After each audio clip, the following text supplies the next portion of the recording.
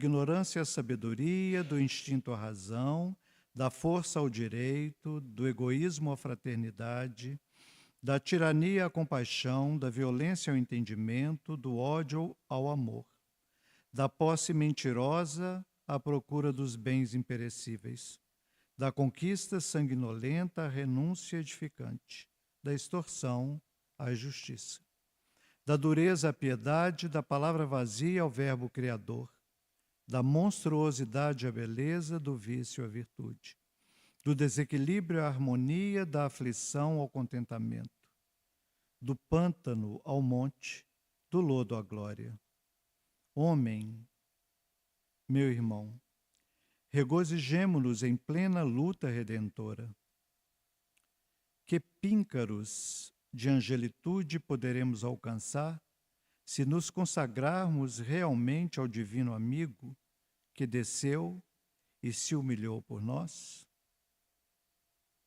Então, levemos nossos sentimentos e pensamentos a Jesus para agradecê-lo pela oportunidade de aqui nos encontrarmos, amparados por Ele, em especial por aqueles que o representam junto a esta casa, junto aos nossos corações. Em especial, Senhor, pedimos para que o expositor da noite possa também atingir os nossos corações, as nossas mentes, e que assim possamos sair melhor para os nossos lares quando de retorno ao final da reunião. Permaneça conosco, nos auxiliando, como sempre tem feito, Senhor. Muito obrigado. Então, como eu disse, com muita alegria, passamos a palavra para o nosso irmão Afonso, educando sentimentos, né, Afonso? Seja bem-vindo mais uma vez à nossa casa. 8:55, 9, viu? Apesar de passar 5 também, você fica...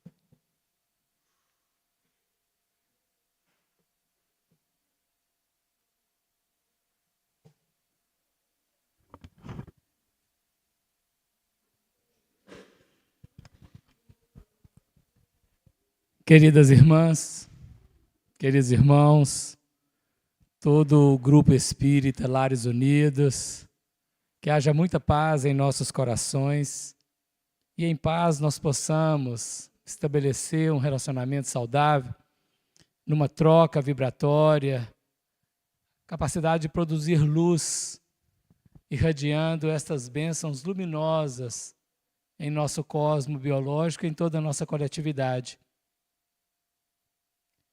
Nós aprendemos com o Espiritismo que não somos apenas matéria, somos espírito, pulsante de vida em busca da redenção espiritual.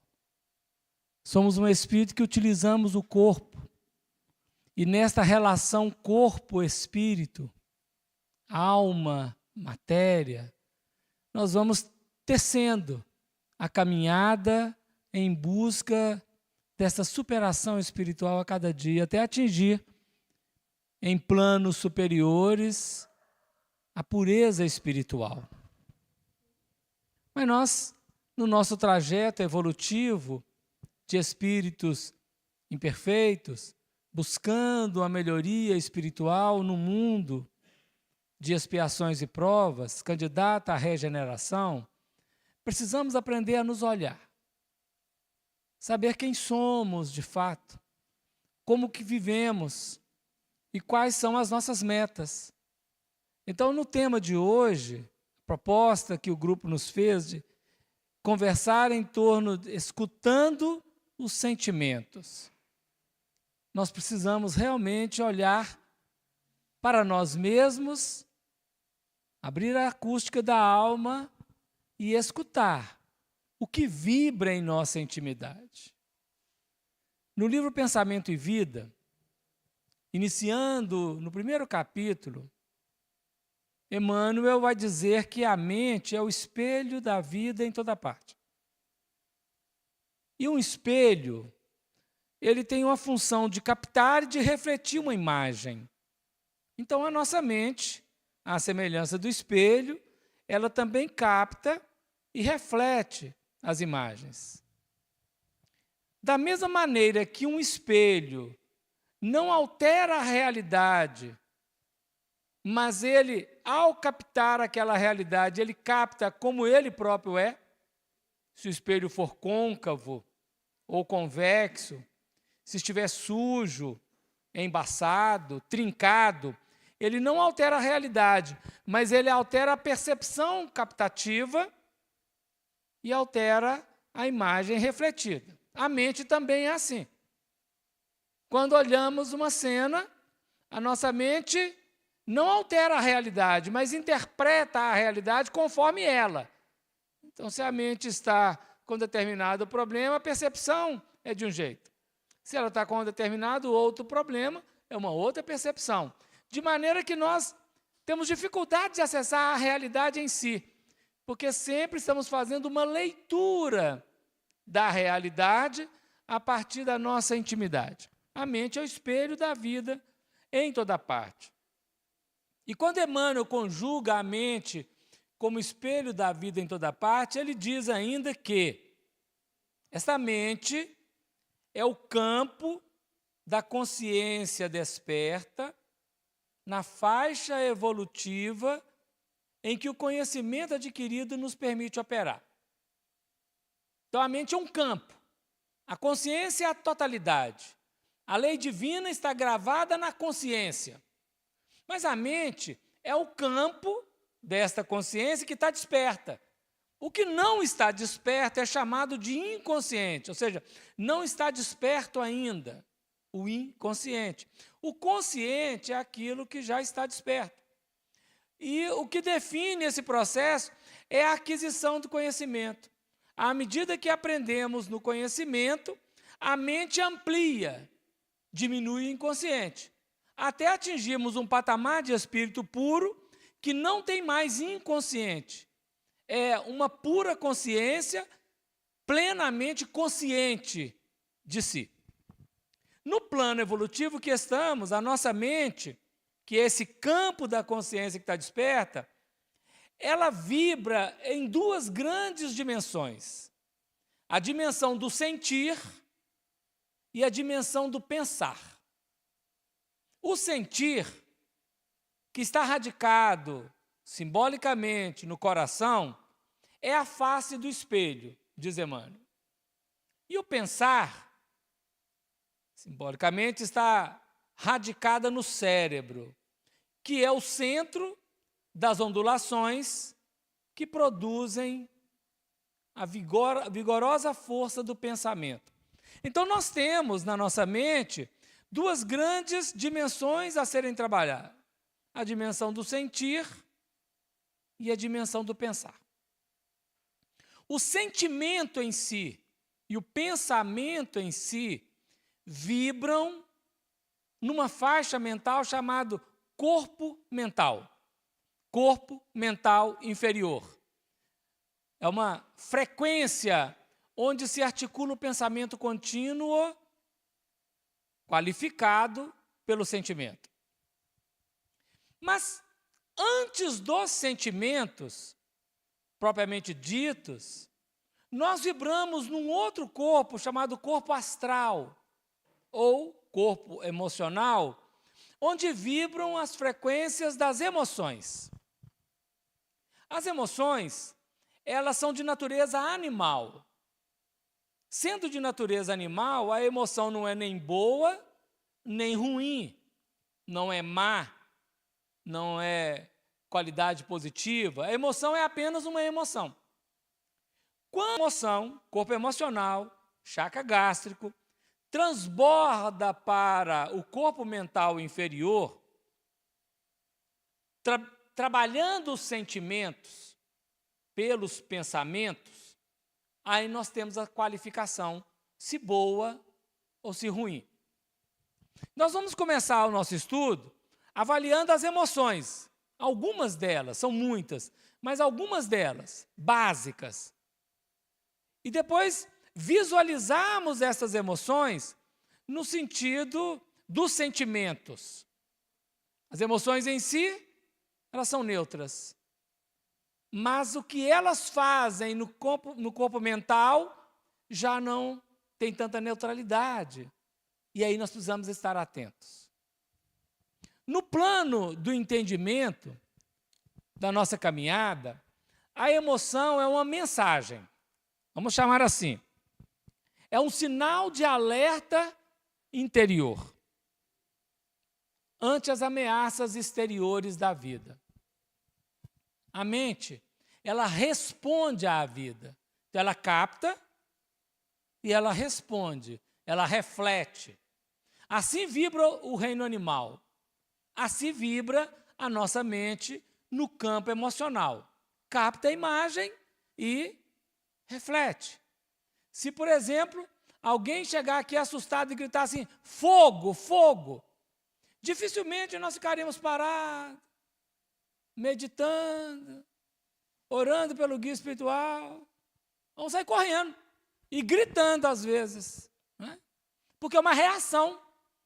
A mente funciona como reação. Ela capta a cena e reage àquela cena. A emoção, no campo humano, no animal, ele não tem como refletir sobre isso. No campo humano, a emoção é um sinal de alerta ante as circunstâncias externas. Ela tem uma leitura, ela tem uma mensagem, ela está falando alguma coisa que deve, naturalmente com esta fala, ser escutada. Por isso nós estamos escutando os sentimentos. Mas começamos avaliando as emoções.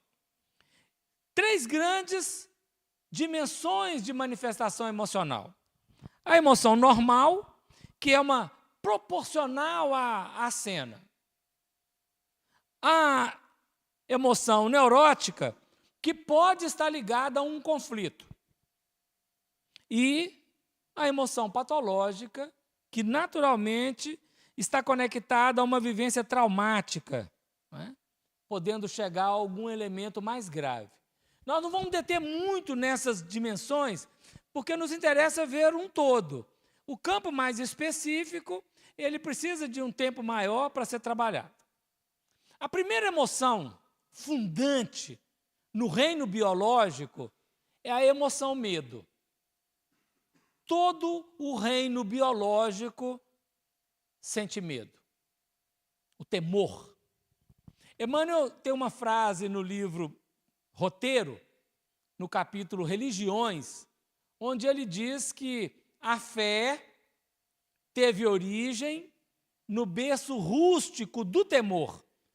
Ou seja, a fé que é conquista do espírito no plano superior, do pensamento contínuo, ela teve origem no berço rústico do temor. Das elaborações do medo. Então veja, o medo é uma emoção fundante. A raiva é uma outra emoção que se segue ao medo. A tristeza, a alegria, a preocupação. 5 emoções básicas. Mas se nós caminharmos um pouco mais, o ciúme e a inveja são emoções básicas. O asco, o nojo é uma emoção básica. O ciúme, qualquer animal que nós dermos ele é comida, e for tirar, ele pode nos atacar, porque ali é dele, é posse dele, ele tem ciúme. Se nós brincamos com um, o outro vem, eu quero também, está com inveja. Então, essas cenas, nós vamos chamá-las de emoção. O que é emoção? É um sentir que é pertinente ao animal e que se manifesta no ser humano. O que é o sentimento? Que está no corpo mental inferior, que o animal não alcança. É um sentir que é exclusivamente humano. Então, o animal responde à emoção. Ele pode ter pequenas variações por causa da convivência, mas ele não consegue extrapolar daquelas emoções. Ele vai no básico. A abelha, um inseto dentro do reino animal, ela vibra na faixa que ela pode vibrar. O cavalo, o cachorro, o gato consegue avançar um pouquinho, mas não atingir as qualidades, por exemplo, de transformar a raiva em vingança, em crueldade. O animal não faz isso. Ele tem apenas uma reação. O ser humano pode transformar A raiva em violência, em crueldade. O medo em pânico. O animal não tem pânico. Ele pode manifestar o medo exagerado devido à convivência, mas ele não tem pânico. Mas vamos devagarinho aqui, né?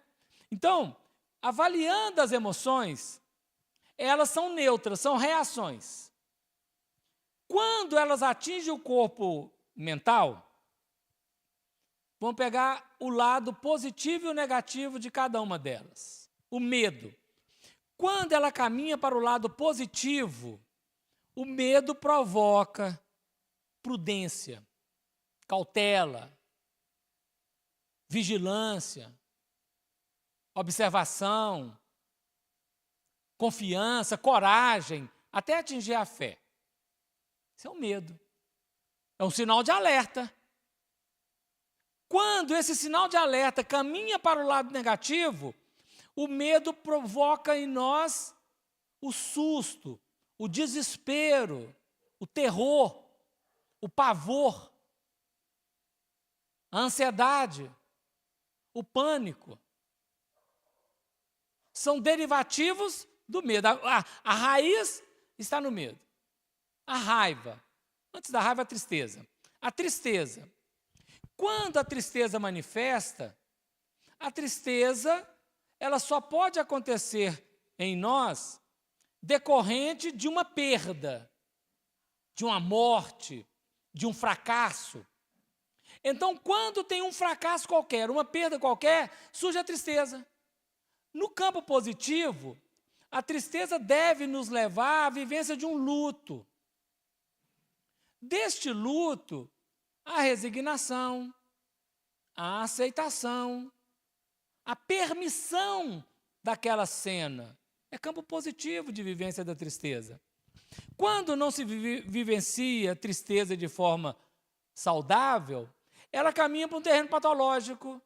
Então, ela nos leva à melancolia, ela nos leva à depressão, ela nos leva à tristeza vital, a elementos desagregadores. A raiva. A raiva é uma emoção natural provocada diante de um confronto, de algo que nos ameaça. E ela, vivenciada saudavelmente, a raiva pode provocar em nós e deve provocar em nós a compreensão, o entendimento, o perdão, a complacência, ternura, ou seja, uma resposta positiva ante uma ameaça negativa, oferecer a outra face. Mas a raiva pode nos levar para a violência, para a vingança, para a crueldade, para a guerra, para o confronto, para a ameaça, elementos negativos. A preocupação é uma outra emoção, que no campo positivo deve nos levar para o cuidado, para o zelo, para a proteção. Uma cadela que teve filhotes, uma gatinha que teve filhotes, e nós chegamos perto, ela, no campo preocupativo dela, ela está ali zelosa, olhando o que está acontecendo. É natural. A preocupação deve provocar em nós o cuidado, o zelo, a proteção. Mas quando, no reino humano, caminhamos para o negativo da preocupação, entramos na pré-ocupação. Um estado mental onde a nossa mente caminha para a ansiedade, onde ela pode atingir o desespero. Então, a ansiedade e o desespero, elas têm duas frequências emocionais captadoras, o medo e a preocupação.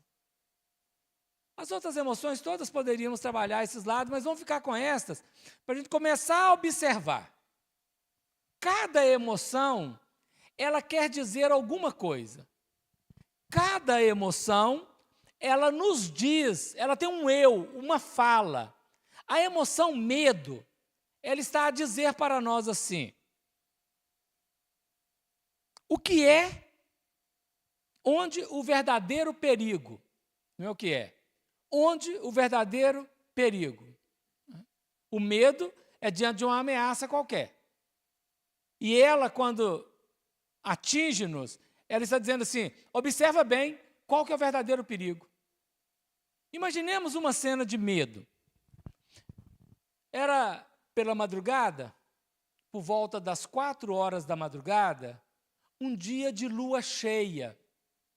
Os discípulos estavam no mar da Galileia pescando, numa pescaria comum que eles faziam todos os dias. Jesus havia ficado em terra, do outro lado. Mas deu 4 horas da madrugada, Jesus quis ir até os discípulos e foi caminhando sobre as águas. E quando eles viram Jesus chegando, eles entraram num desespero, de medo. É um fantasma, é uma assombração. Começaram a gritar. E Jesus disse, sou eu, não temais. Pedro tomou a palavra e disse, se és tu, Senhor, manda-me ir ter contigo. Jesus disse, vem. O Pedro saiu do barco e pisou dentro d'água e deu alguns passos.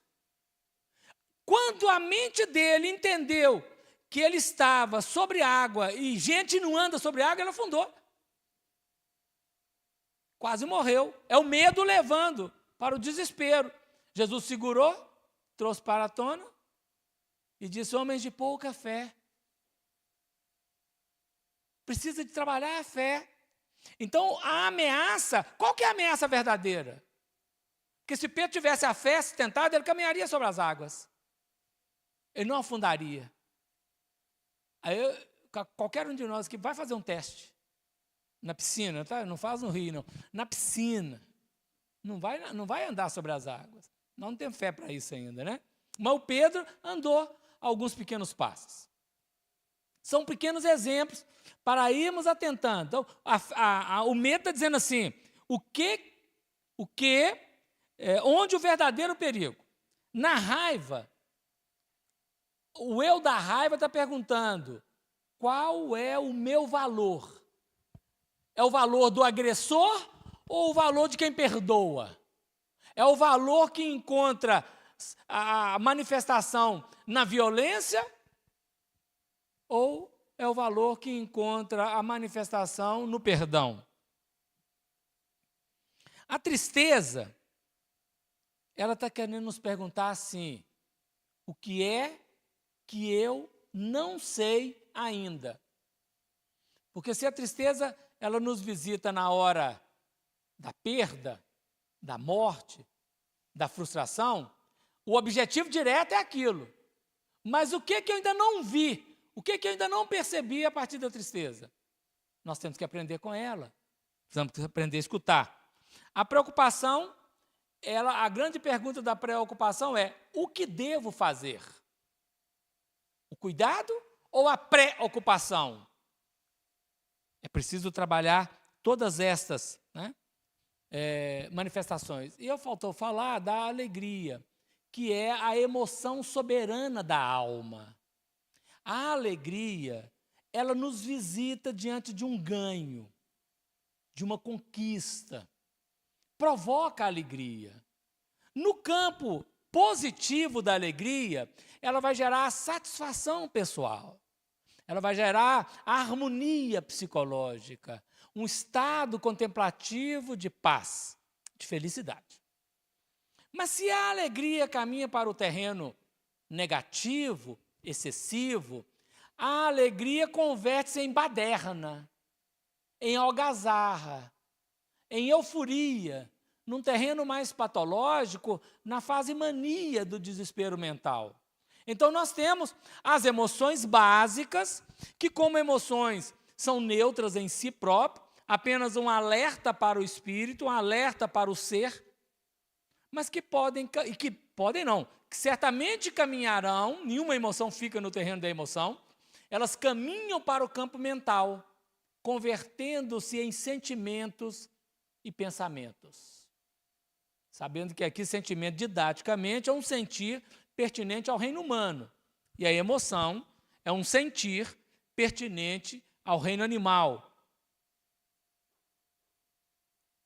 Como nós estamos na frequência animal humana, nós vibramos na emoção e vibramos no terreno do sentimento. Dentro da escuta dos sentimentos, nós vamos caminhar, pedir para nos falar um pouquinho da melancolia, da ansiedade, da depressão, compreendendo todo esse painel de vibrações que estão em nós. Então, para falar da melancolia, a raiz é a tristeza, uma perda, uma derrota, um fracasso. Claro que se nós formos ao psiquiatra, o psiquiatra não vai trabalhar essa linha que nós estamos falando aqui, porque cada uma dessas entidades tem a sua nosologia. Melancolia, melancolia, tristeza, tristeza, depressão, depressão, tem o seu tratamento. Psicologicamente, espiritualmente, nós estamos tratando de um DNA, de uma raiz que dá frutos. É para entender que nós não estamos entrando na esfera médica, que é pontual em cada uma das questões e para cada uma tem um tratamento mais adequado, tem a sua distribuição dentro dos requisitos, dos pré-requisitos ali, das manifestações. Tá? Então, veja, temos uma tristeza, uma morte, uma perda, um fracasso. Enquanto a alma não tem a dimensão de escutar o valor da tristeza, perguntando o que é que eu ainda não sei, para resignar-se, para obedecer, aceitar, permitir aquela cena, porque o Espírito Lázaro nos diz no Evangelho segundo o Espiritismo que a resignação é o consentimento do coração e a obediência é o consentimento da razão. O que ele está dizendo? Olha, o coração, o sentimento e o pensamento consentem com aquela experiência, deixam-na existir. Não quer dizer que não vai fazer nada para alterar. Não, ele não briga contra ela. Acata, acolhe, permite e busca a alternativa. Isso é a experiência saudável diante da tristeza. Mas quando a nossa mente ainda não elaborou completamente essa escuta do que a emoção tristeza está querendo dizer, e resistimos a ela, nós nos fechamos numa primeira experiência, chama tristeza vital. Porque a tristeza ela vai provocar o luto. Toda tristeza provoca um luto. O luto é a primeira vivência da perda. É a primeira vivência, é a vivência sensorial. Ela atinge o corpo etérico, no campo sensorial. Ela contrai, faz contrair o sistema sensorial, onde estão as sensações, o corpo etérico, nas várias dimensões corporais que nós temos, né? Entrando aqui a dimensão setenária, não aquela trina que a Kardec falou, corpo, perispírito e espírito. Nós estamos falando numa divisão setenária. O corpo etérico, o corpo vital, do princípio vital, uma emoção, ela pode congelar. Diante do medo, nós podemos ter um travamento na região do chakra gástrico e afetar todo o nosso intestino naquele momento. É uma questão sensorial. Ela afeta o campo vital e vai para o corpo. Então, a morte, uma perda, uma derrota, ela joga-nos no luto. E aquele luto, ele, ao trabalhar no campo sensorial, no campo vital, ele pode nos congelar. É natural. Durante algumas horas, durante algum período, aquela experiência de contração vibratória natural, da tristeza para o luto. O problema é que na nossa sociedade humana, no mundo ocidental, as nossas famílias até agora não nos ensinaram a falar de sentimentos. Só nos ensinaram a pensar o que nós vamos ser quando crescer para ganhar dinheiro. Então, nós somos novos, começamos a elaborar algumas pequenas falas, alguém nos pergunta, o que você vai ser quando você crescer?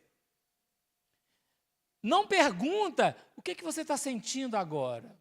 Isso não é pergunta. Não está no horizonte mental humano falar dos sentimentos. Quando a criança está fazendo uma pirraça, uma birra, geralmente ele recebe uma punição, uma ameaça de punição, ou ele nos deixa constrangidos se tem alguém observando, e a posterior nós punimos. Mas nós não conversamos, não sabemos conversar. Não sabemos falar dos sentimentos. Então, em todos os sentimentos, naturalmente, por não saber expressá-los, nós não escutamos. Nós saímos da emoção com uma carga muito tóxica, geralmente, a maior parte, 90 e tantos %, para o campo negativo. O Evangelho está fazendo uma luta para a gente conseguir trabalhar perdão, compreensão, caridade, diante das cenas que desagradam. Claro que a gente não consegue ainda, porque nós não temos essa habilidade, por isso o estudo. Nós estamos começando a escutar. Então, diante da tristeza, manifestou o luto. Por eu não ter a habilidade de falar sobre o meu luto, se nós estivermos com alguma pessoa que começa a chorar porque está triste, a primeira frase que nós vamos falar agora é assim: não chora não, vai passar. Vai passar, mas nós não temos que falar não chora não, porque o choro, e parece que o choro parece um pecado. A gente não pode chorar, o espírito então não pode chorar mesmo. O doutor Bezerra Menezes chorou, Jesus chorou, mas nós não podemos chorar, porque nós somos espírito superior. Isso é desequilíbrio, se a gente começa a chorar. Não, desequilíbrio é o desespero. Mas o choro, a manifestação natural de uma perda, nós estamos velando um parente que morreu, como é que não chora?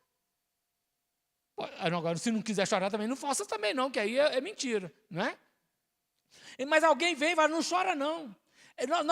Nós temos dificuldade de lidar com a lágrima do outro. Dificuldade de lidar com a tristeza. E a própria pessoa também tem dificuldade de lidar com a tristeza. Então, o luto nos congela na tristeza vital. O que a tristeza vital faz? Ela pega o luto, que é um congelamento energético. Eu acho que todo mundo aqui já sentiu tristeza. No mundo, expiação e prova igual a terra. Alguém fala assim, eu nunca senti tristeza. Anestesiado. Tomou anestesia na hora que nasceu e está anestesiado até hoje. Porque todas as emoções, nós vivemos isso constantemente, né? Então, a tristeza vital é um encadeamento, né? Quando eu vitalizo a tristeza vital, sofrendo pela perda, achando que eu não poderia perder, eu não poderia vivenciar aquilo, por que comigo? Nós caímos num estado de melancolia. E aí é importante considerar, no Evangelho segundo o Espiritismo, capítulo 5, que é um dos maiores capítulos do Evangelho segundo o Espiritismo, é o capítulo 5, e o 28, o 28 é o das preces, da oração, e o 5 é o capítulo de bem-aventurados aflitos, bem-aventurados tristes, bem-aventurados que sofrem, né? É o capítulo, tem um item lá sobre a melancolia. O benfeitor que traz a mensagem, ele nos diz assim, olha, a melancolia, o que é a melancolia? É um momento em que a alma tenta desprender do corpo e ela se sente presa no corpo. Esse sentimento vago que acontece em dado momento, está querendo sair fora do corpo e não consegue. Por que não consegue? Porque vivenciou uma experiência de tristeza, que teve um pequeno congelamento no sistema energético, etérico, pelo luto, que é natural, decorre, e a tristeza vital jogou na melancolia. O que dá vontade? Eu quero sumir daqui, mas não some. Eu quero morrer, mas não morre. Eu quero voltar para o mundo espiritual, mas não volta. Eu quero voltar para o útero de minha mãe, mas eu não volto. Então, esse momento de eu querer sair, e eu não conseguir sair, e quanto mais nós nos constrangemos nessa vibração, mais os laços do perispírito são aprisionados no corpo, mais ficam ferrenhos o aprisionamento, nós caímos na melancolia. Num estado de apatia, um desejo de fugir daquela, mas eu não consigo.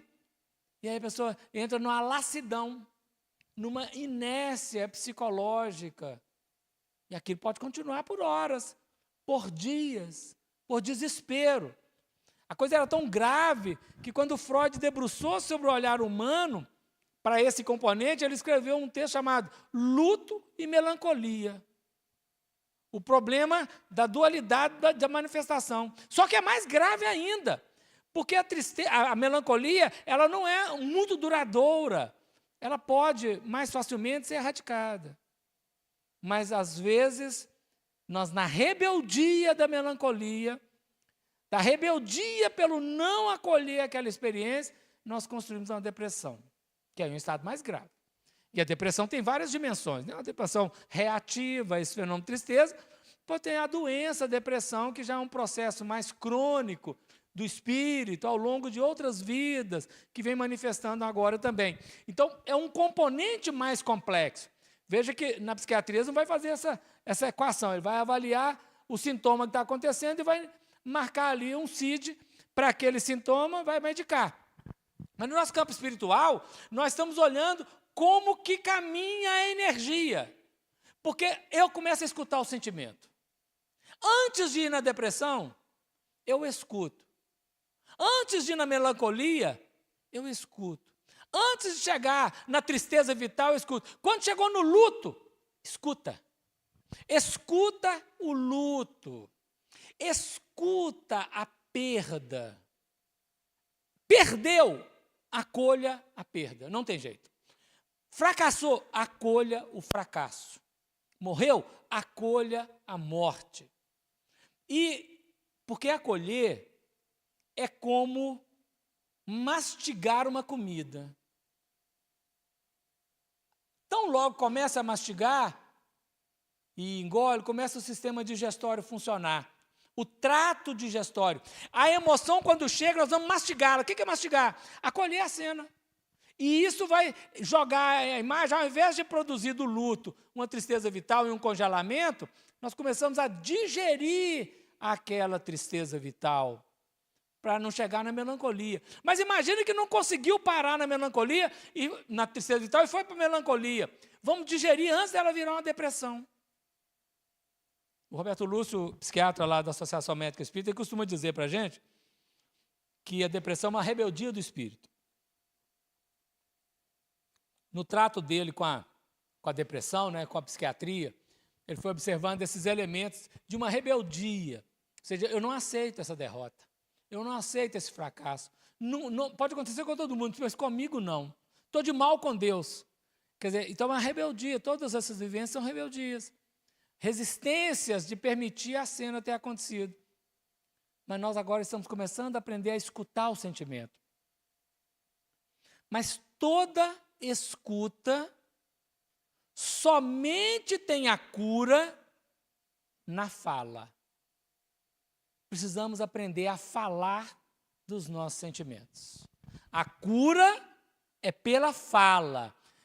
Não é somente a fala verbal, é a fala gestual, é a fala comportamental, é a fala de manifestação. É aí que nós encontramos a verdadeira cura.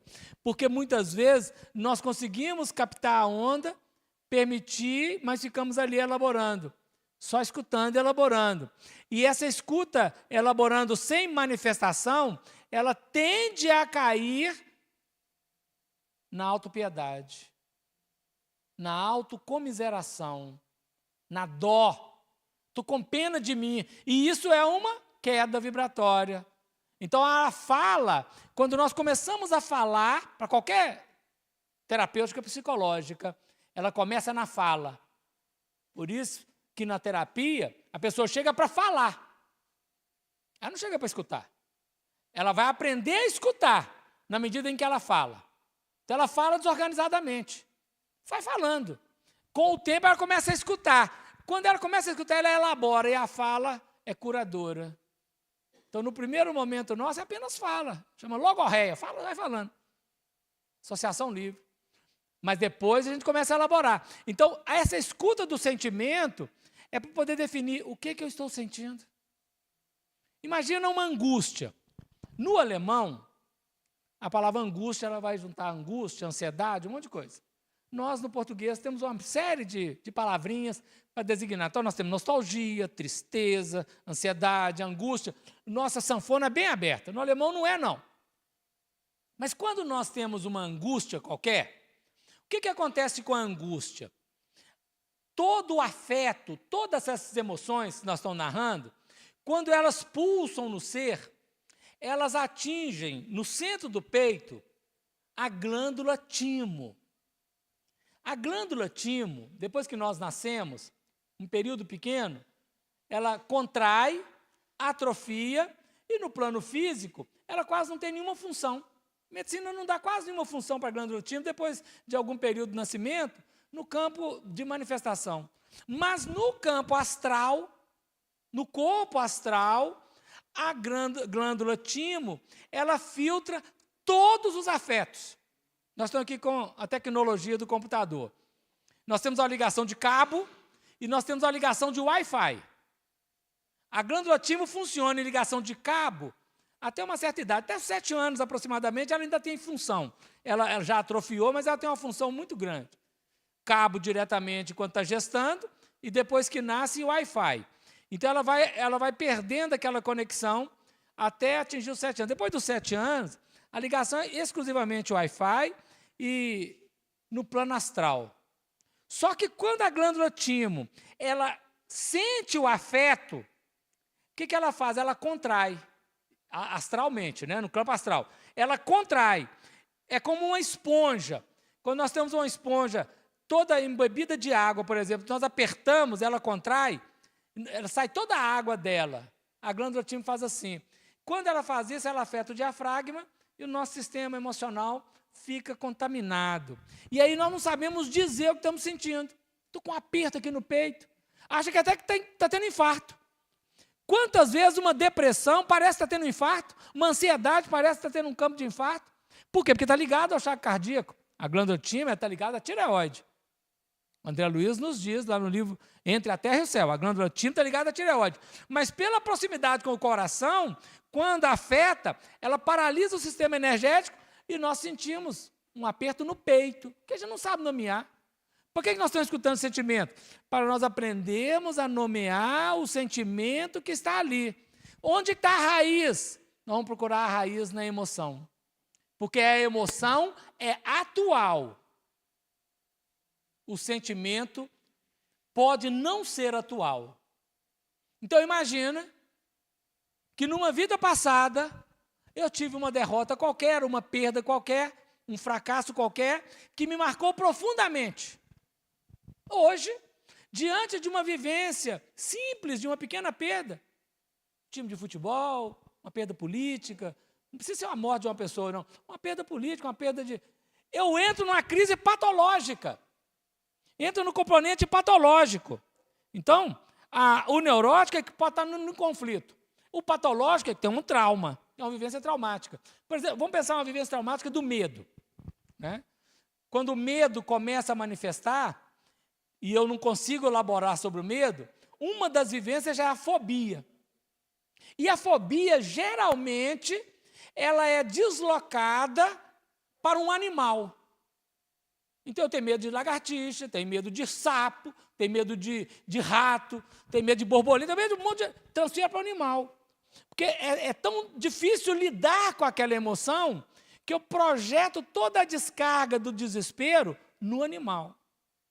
Logicamente, se olhar uma lagartixa na parede, não vai fazer mal nenhum, mas é uma vivência neurótica, às vezes patológica, porque, dependendo da cena, está na vida passada.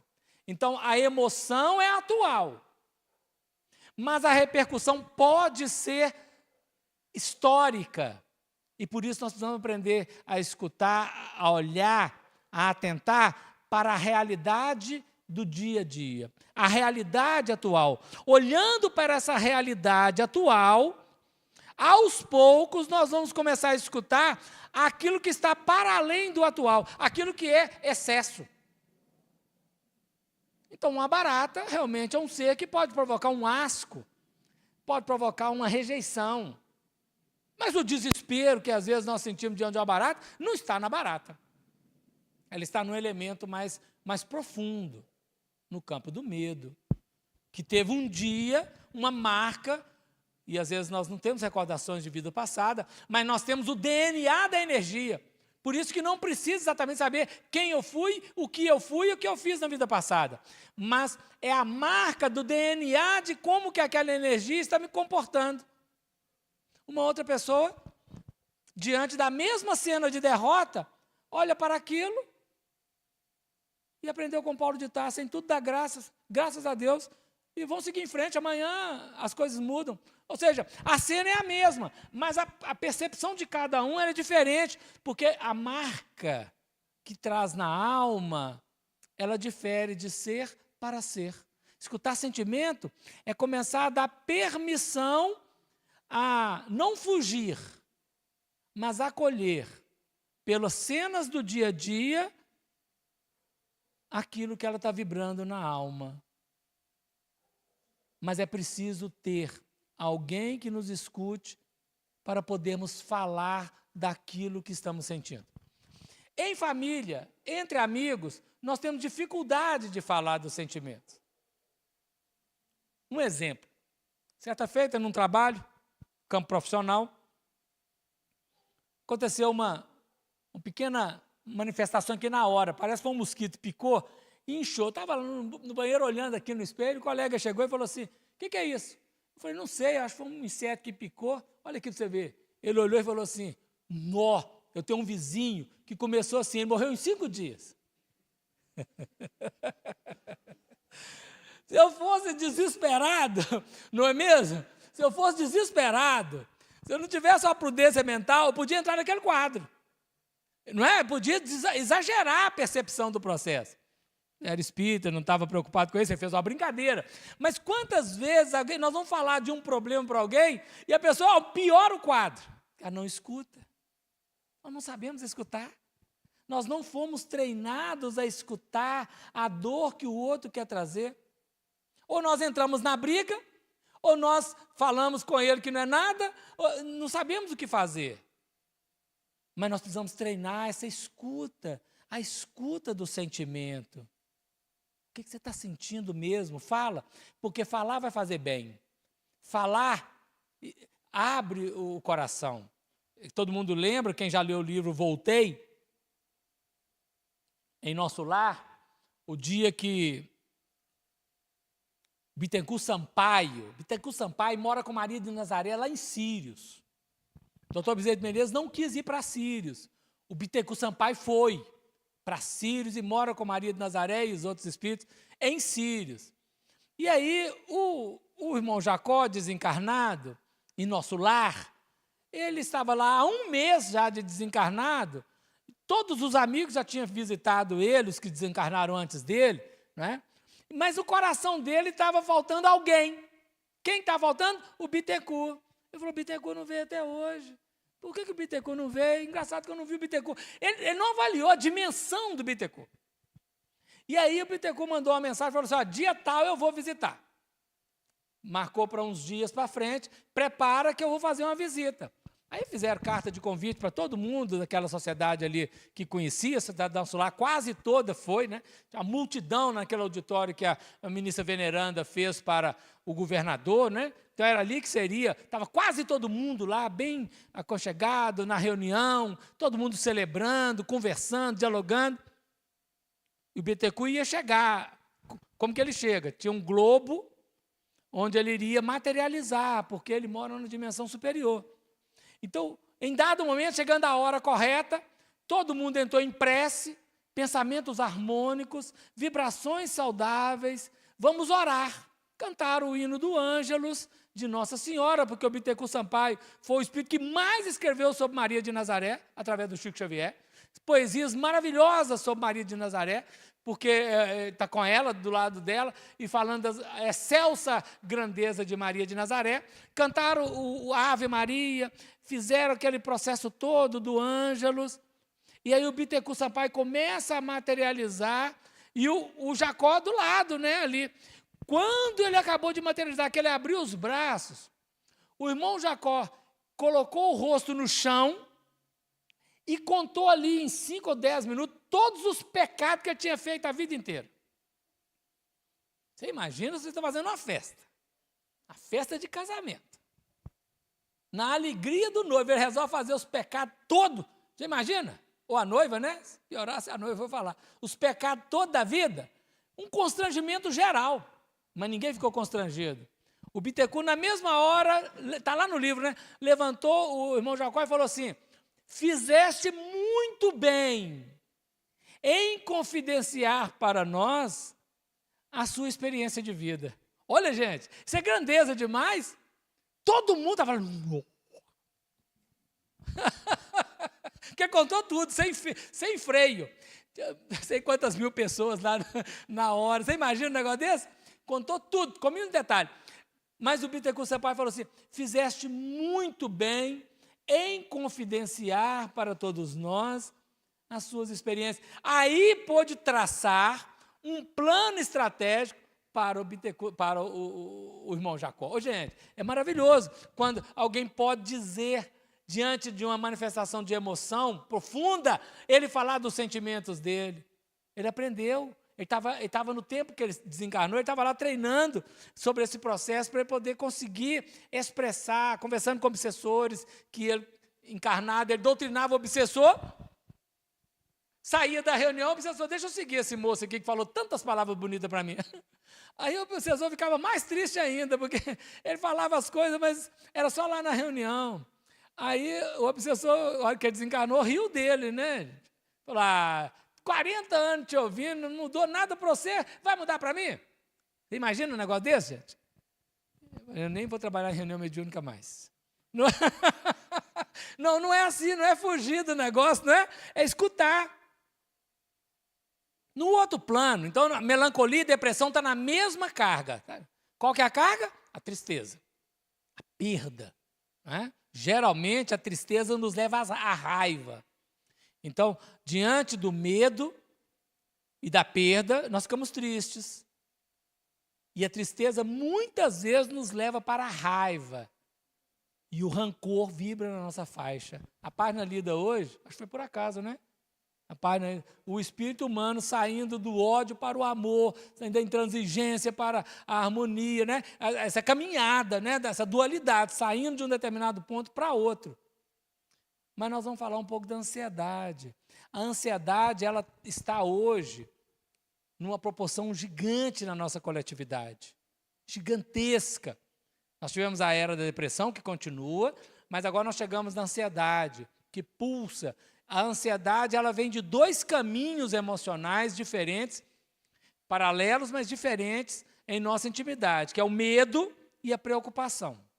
Todos os dois, tanto o medo quanto a preocupação, no campo negativo, nos levam para a ansiedade, para o desespero e para o pânico.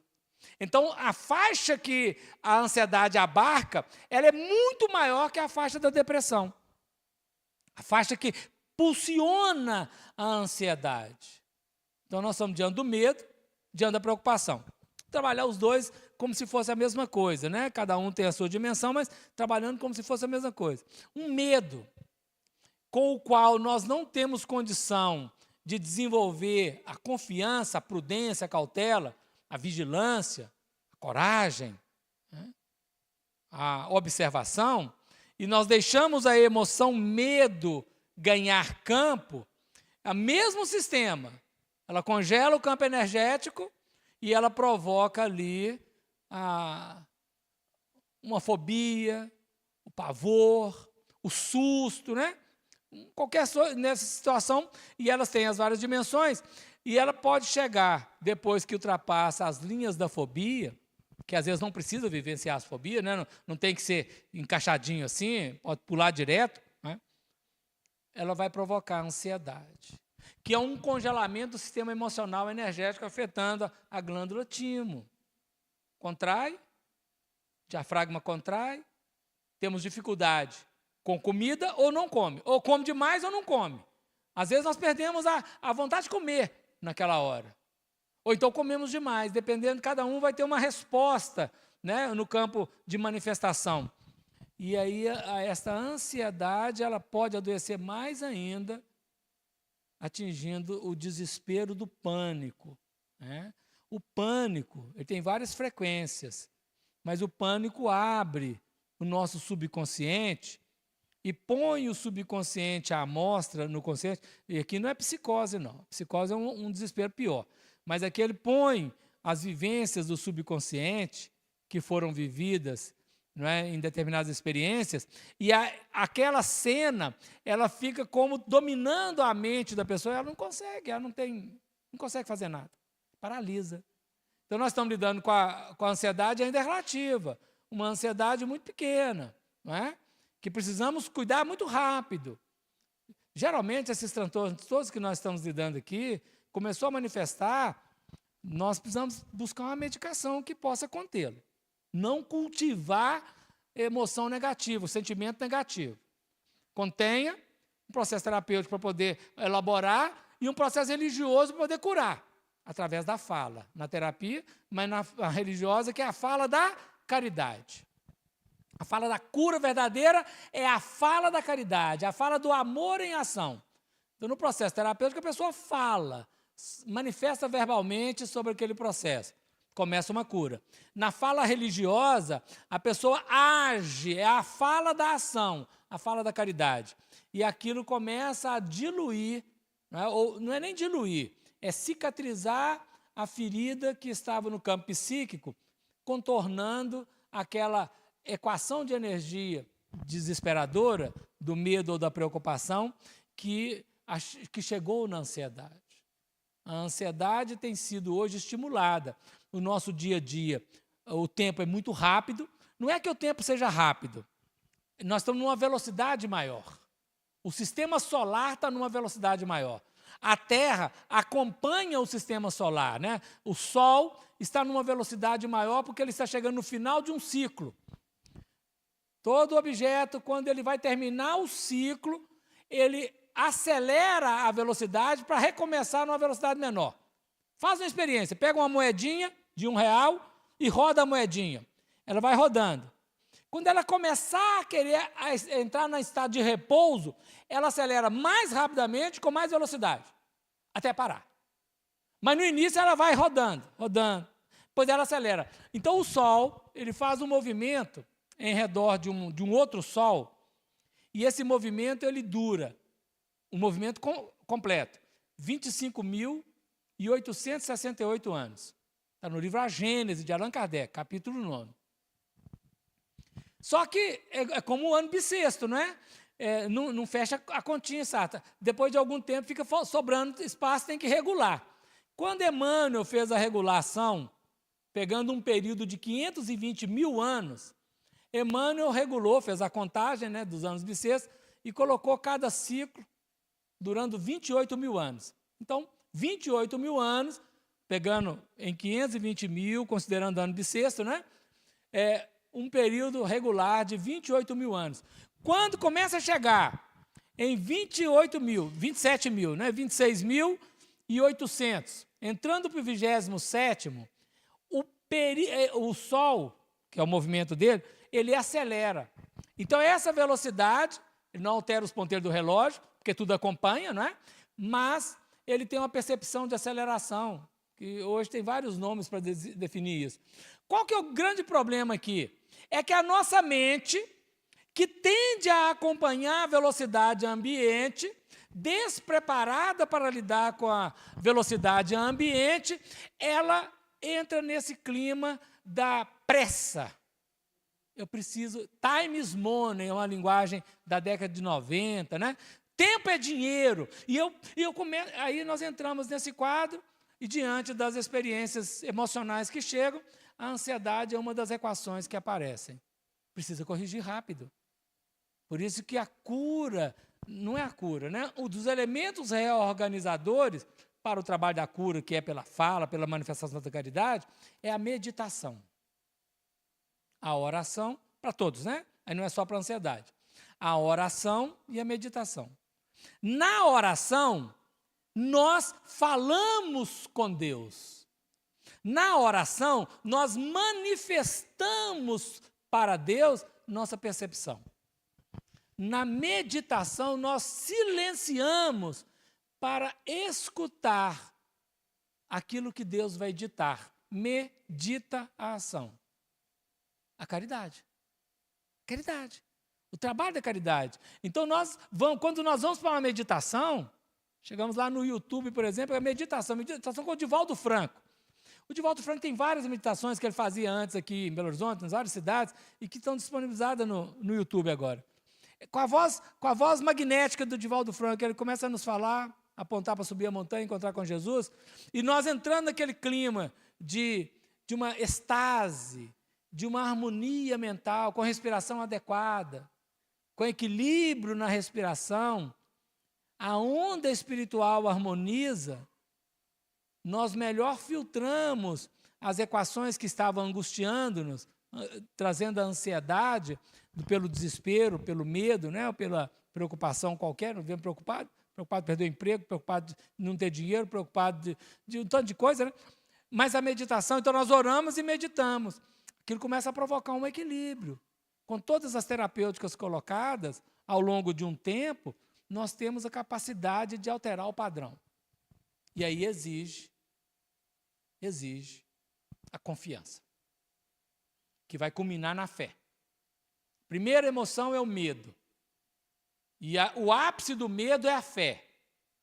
A fé, capítulo 19 do Evangelho segundo o Espiritismo diz, a fé é mãe de todas as virtudes. É mãe da esperança, é mãe da caridade. Mas não é só mãe da esperança e da caridade, é mãe de todas as virtudes. E a primeira virtude,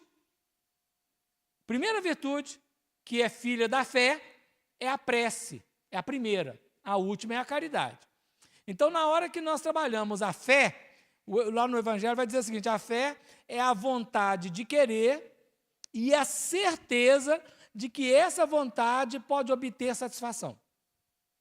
Então, todo o nosso trabalho de renovação espiritual, de transformação emocional, moral, pela escuta dos sentimentos, precisa ganhar o componente chamado fé, que é certeza que vai ter êxito, certeza que vai ter o sucesso. E aí, todo o procedimento, não importa o tempo em jogo, o procedimento é roteiro para atingir aquela meta, para superar as emoções, os sentimentos decorrentes das emoções, que elas são naturais, é impossível não ter emoção, mas é possível alterar o sentimento dos negativos para o positivo.